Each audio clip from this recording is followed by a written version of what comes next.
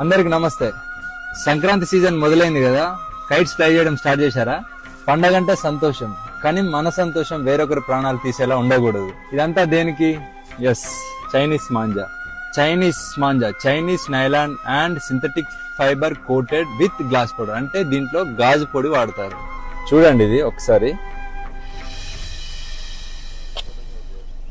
చూసారు కదా, ఇది మనం మెడకు తగిలితే ఏంటిది పరిస్థితి? ఇది కేవలం దారం కాదు, షార్ప్ నైఫ్, గాల్లో వేలాడే కత్తి, అదృశ్య కత్తి. 2-వీలర్ రైడర్స్ కి, యానిమల్స్ కి, బర్డ్స్ కి ఈ చైనా మాంజా తగిలి డీప్ కట్స్ జరిగి హెవీ బ్లీడింగ్ జరిగి ప్రాణాలు పోతున్నాయి. వీటి వల్ల చాలా మంది జీవితాలు నాశనం అవుతుంది. ఒక్క చిన్న సరదా ఎన్నో కుటుంబాల్లో తీరని శోకాన్ని మిగులుస్తుంది. ఇది నాన్ బయోడిగ్రేడబుల్, ఇది భూమిలో కలవదు, ఇది బ్యాండ్ థ్రెడ్. ఈ మాంజా ఎవరైనా ఇల్లీగల్ గా అమ్మితే మీ నియరెస్ట్ పోలీస్ స్టేషన్ లో రిపోర్ట్ చేయండి. చైనా మాంజా అమ్మడమే కాదు, కొనడం కూడా నేరమే. చైనా మాంజా ప్లేస్ లో ఈ కాటన్ మాంజా వాడదాం.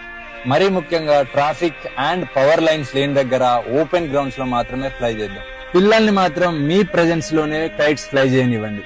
మీ సరదా ఎవ్వరికి శాపం కాకూడదు. For this Sankranti, say no to China manja. Thank you. Jai Hind.